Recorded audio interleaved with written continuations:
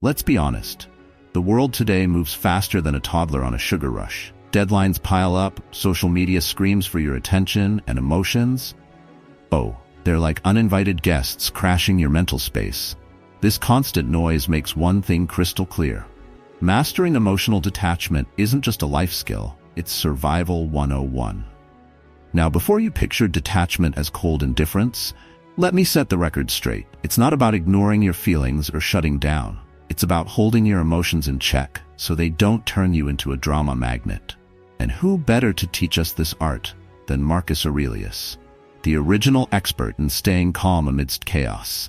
If you're wondering who Marcus Aurelius was, let me fill you in. Imagine being an emperor of ancient Rome, battling plagues, wars, and betrayals, all while penning some of the wisest words in human history. Yep, this guy didn't just survive the chaos, he thrived in it. His teachings, grounded in Stoic philosophy, are like mental armor for anyone trying to navigate the roller coaster of modern life. So here's the plan. We're diving deep into 5 life-changing lessons from Marcus Aurelius. These aren't your run-of-the-mill motivational cliches. They're practical, no BS strategies to help you detach from emotions and reclaim your mental clarity. Buckle up, because by the end of this, you'll be equipped to handle life's messiest moments like the stoic warrior you're meant to be. Let's do this. Lesson 1. Recognize what lies within your control. My dear friend, let's not waste time sugarcoating this. The first lesson you need to hammer into your brain is simple. Stop obsessing over things you can't control. Period. Life is messy, unpredictable, and downright unfair sometimes. And guess what? Most of it isn't up to you. It's not your circus, and those aren't your monkeys. Let me break this down for you with the sharpest clarity. The Stoics, brilliant minds that they were, had a rule called the dichotomy of control. It's painfully straightforward. There are only 2 categories of things in this world: what you can control and what you can't. What you can control includes your thoughts, actions, decisions, and attitude. What you can't, pretty much everything else. The weather? Nope. Other people's opinions? Forget it. That random email ruining your mood? Not your problem unless you let it be. Now, let me show you how to stop letting external nonsense hijack your peace. Picture this. You're stuck in traffic, late for an important meeting. You're fuming, gripping the steering wheel like it's your arch nemesis. But tell me, my friend, can you control the traffic? No. What can you control? Your reaction. Instead of screaming at the dashboard, breathe. Use the time to think, plan, or even listen to something uplifting. Another one. Your coworker makes a snide comment. Do you have control over their attitude? Absolutely not. But here's what you can do. You can control whether you let that comment stick to you like glue or slide off like water on a duck's back. Choose wisely. Here's why this matters. The moment you stop fighting battles that aren't yours, you free up your energy for the ones that are. Anxiety? It shrinks. Stress? It takes a back seat. Your mind becomes a fortress, untouchable by external chaos. This isn't about apathy, it's about strength. You're not ignoring the world, you're simply refusing to let it control you. So here's what I want you to do right now. Take a deep breath. Think about one thing that's been driving you nuts, something you absolutely can't control. Got it? Now let it go. Release it. It's not yours to fix, and the sooner you accept that, the sooner you'll feel lighter, sharper, and freer. Remember this, my friend. Your peace is priceless, and nothing outside of you is worth breaking it. Hold on to what you can control, and let the rest crumble where it may. Marcus Aurelius himself said, "You have power over your mind, not outside events. Realize this, and you will find strength." Listen to the guy. He knew what he was talking about. Now go and act like you do too. Lesson 2. Feel it, but don't feed it. Listen closely, my friend, because this one might sting. Your emotions are not your identity. They're visitors, not permanent residents. You feel anger? Fine. You feel sadness? That's okay too. But here's the catch. You don't have to feed them, nurture them, or give them a throne in your mind. Acknowledge them, yes, but don't let them run the show. Let me explain this in the simplest terms. Your emotions are like stray cats. They show up, they're loud, they want attention. You can look at them, maybe give a nod of acknowledgement, but the moment you start feeding them, guess what? They never leave. Marcus Aurelius understood this perfectly when he wrote, "You have power over your mind, not outside events." and that includes your emotions. Here's how you stop being a buffet for every emotion that knocks on your door. Let's say someone cuts you off in traffic. You feel that surge of irritation. Your jaw tightens, your grip on the wheel gets ironclad. But before you start yelling at the windshield, pause. Take a deep breath and name what you're feeling. That's frustration knocking. This simple act of naming your emotion creates space between you and it. Suddenly, you're not the emotion, you're the observer. Here's another. Your friend cancels plans last minute. Disappointment hits like a ton of bricks. Sure, it's valid. You're allowed to feel that way. But don't dwell. Ask yourself, is this worth ruining my evening over? The answer is almost always no. Redirect that energy, read a book, call another friend, or just savor the unexpected alone time. The point is, you're in charge of where that emotion goes, not the other way around. Let me tell you why this lesson is a game changer. When you feel without feeding, you reclaim your emotional independence. No more being hijacked by every passing mood. No more losing hours or days brooding over things you can't change. Your mind becomes a sanctuary, a place where emotions can visit, but not linger. Marcus Aurelius put it bluntly, if you are distressed by anything external, the pain is not due to the thing itself, but to your estimate of it, and this you have the power to revoke at any moment. Did you catch that? At any moment. That's how much control you actually have. From this moment on, I want you to practice the pause. Next time you feel an emotion rushing in, don't react. Name it. Observe it. Decide whether it deserves your energy. Most of the time, it doesn't. And when you choose to let it pass without feeding it, you're not denying your feelings. You're mastering them. That's real power. My friend, this is your wake-up call. Stop giving free rent in your head to emotions that don't serve you. Feel them, acknowledge them, and then let them go. That's how you stay free. That's how you stay in control. And that's how you start living on your terms. Now go. Put this into practice and see how your world shifts. Trust me, you've got this. Now, Stoic friends, we're halfway there. If you're still here, it proves one thing. You're not like the rest. You're not just scrolling mindlessly, looking for a quick distraction. No, you're here because you want something deeper. You want wisdom, growth, and the kind of inner peace that can't be shaken by life's storms. That says a lot about you. So let me ask, why not make this commitment official? Hit that subscribe button right now, because this isn't just another channel. It's a community. It's a space where you and I can grow together, where we turn ancient wisdom into modern strength. Thank you truly for being here. Your time is valuable, and the fact that you're spending it with me means the world. But I want more than just views. I want your voice. Drop a comment below. Tell me your affirmation, your story, your transformation. Share your journey, because that's how we inspire each other. Whether it's a small victory or a big breakthrough, I want to hear it. And I promise you this, I'll be there, reading, responding, and connecting. You're not alone in this. We're building something real together. So let's keep going. Hit subscribe, leave your story, and let's turn these lessons into a movement. Together, we're unstoppable. Lesson 3. Reframe the narrative. All right, my friend, it's time for some tough love. You're not a victim. Stop acting like life is out to get you. The truth? Life doesn't care. It's not personal, it's just life. The beauty of this realization is that you hold the power to change the story you tell yourself about what's happening. That's what Marcus Aurelius mastered, the art of reframing. He said, the impediment to action advances action. What stands in the way becomes the way. Translation? Every obstacle isn't just a roadblock. It's the damn road itself. Reframing your narrative is about taking whatever life throws at you and twisting it into something that works in your favor. Imagine this. You lose your job. Sure, the first instinct is panic, maybe even despair. But instead of spiraling, ask yourself, what is this creating space for? Maybe it's the time you've always wanted to start your own business, or finally pursue a passion you've sidelined.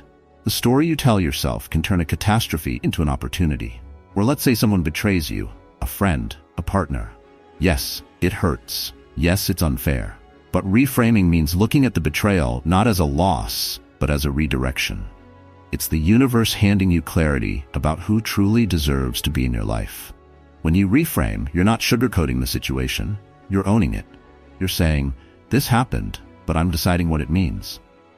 That's a superpower most people don't even realize they have.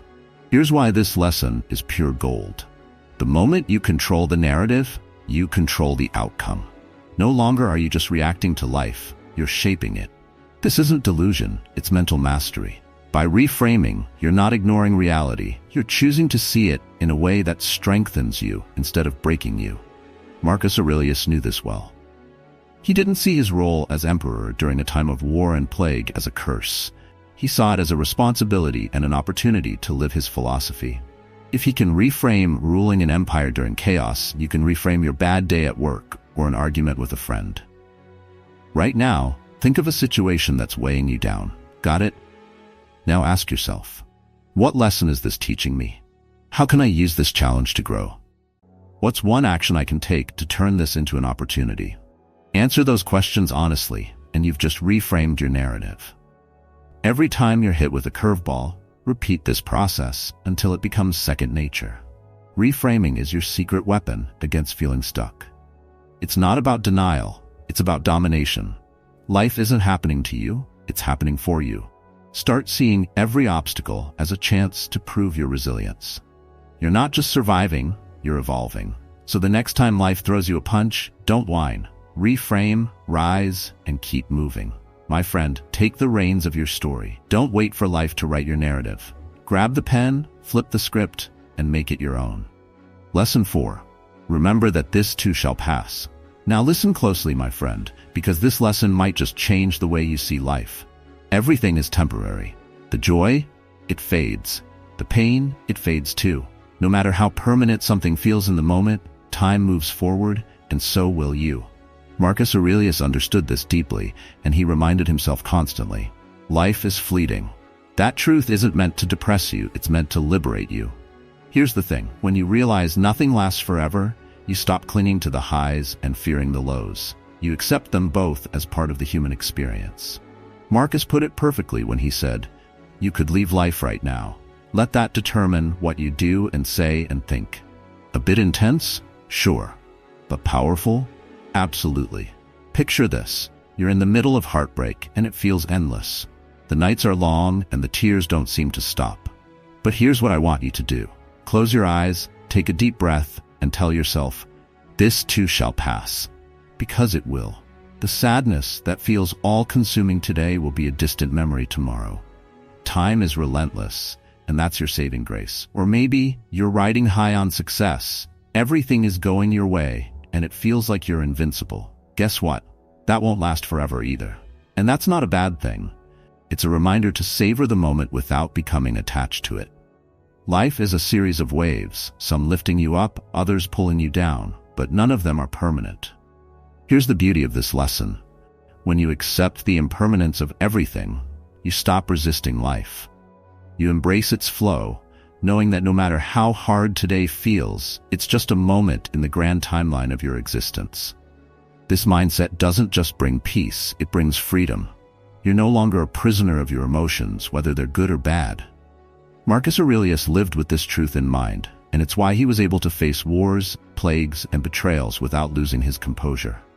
If he could find peace in chaos, so can you. Here's your task. Spend a moment every day reflecting on impermanence. It doesn't have to be morbid, just a quiet reminder that life is fleeting. Ask yourself, if this were my last day, would I spend it worrying about this? If the answer is no, let it go. Focus on what matters and leave the trivial behind. Life is short, my friend. Too short to cling to what hurts or obsess over what doesn't matter. Remembering that this too shall pass is your anchor in the storm. Your reminder that you're stronger than any moment you face. So hold this lesson close and let it guide you through the highs and lows with grace and strength. Time marches on, and so will you. Lesson 5. Take back your power now. My Stoic friend, let's talk about the big one, reclaiming your power. Because here's the thing, your emotions, no matter how intense, don't get to control you. You control them. That's the Stoic way. Marcus Aurelius didn't just accept this truth, he lived it. He wrote, choose not to be harmed, and you won't feel harmed. Read that again. It's not denial, it's dominion. Emotions are sneaky. They show up uninvited and try to take the wheel. Anger, it wants to dictate your words. Fear, it's dying to hold you back. But here's what Marcus understood. These emotions are only as powerful as the meaning you give them. When you reclaim your power, you're saying, I decide how I respond, not my feelings, not my circumstances, not anyone else. Picture this. Someone insults you. Instinctively, you feel the sting, the rush of anger bubbling up. But pause. Who actually has the power here? If you lash out, they win. They've pulled your strings like a puppet. But if you breathe, stay calm, and let it roll off you, you win. You've just reclaimed your power.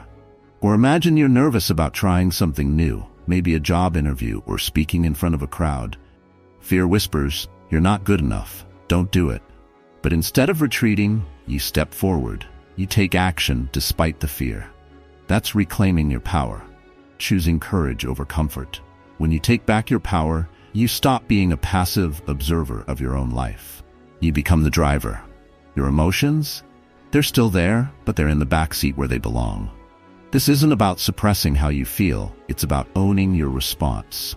Marcus Aurelius ruled an empire, faced betrayal, and endured personal losses. But he didn't let any of that break him. Why? Because he knew his true power wasn't in controlling the world, but in controlling himself. And that's the key. You can't always change what happens to you, but you can always decide how you respond. Here's what I want you to do. The next time you feel overwhelmed by an emotion, pause. Don't react immediately. Ask yourself, who's in control right now, me or this feeling? Choose an action that reflects your strength, not your impulsive reaction. It's a practice, not perfection. The more you do it, the stronger you get. Taking back your power isn't about denying your emotions, it's about putting them in their place. You're not a slave to your anger, fear, or doubt. You're the one in charge. So, the next time life tries to knock you down, remember this. You're stronger than the moment. Act like it, live like it, and watch how the world bends to your will. Now, my friend, it's your turn. Take back your power, one decision at a time. You've got this. Marcus believed in you, and so do I. Detaching from emotions doesn't mean shutting them out. It means taking charge of them. It's about moving through life with a steady, quiet confidence, reminding yourself, nothing has power over me unless I give it permission. Marcus Aurelius didn't just endure the chaos of life. He ruled over it with clarity and strength. And let me tell you, my Stoic friend, so can you. Now it's your turn. Take these lessons, put them into action, and watch how your perspective and your life begins to shift. You're not at the mercy of your emotions anymore. You're the one in control. And before we wrap up, let me say this. Thank you. Thank you for sticking with me all the way to the end. It means you're serious about your growth, and that's something worth celebrating. But don't stop here. Let's keep the conversation going. Tell me in the comments below which lesson spoke to you the most. Share your thoughts, your struggles, and your breakthroughs. And hey, if you haven't already, hit that subscribe button and join this Stoic journey. Together, we'll keep learning, growing, and mastering life, one lesson at a time. Thanks for watching, and I'll see you in the next video. Keep being the calm in the storm.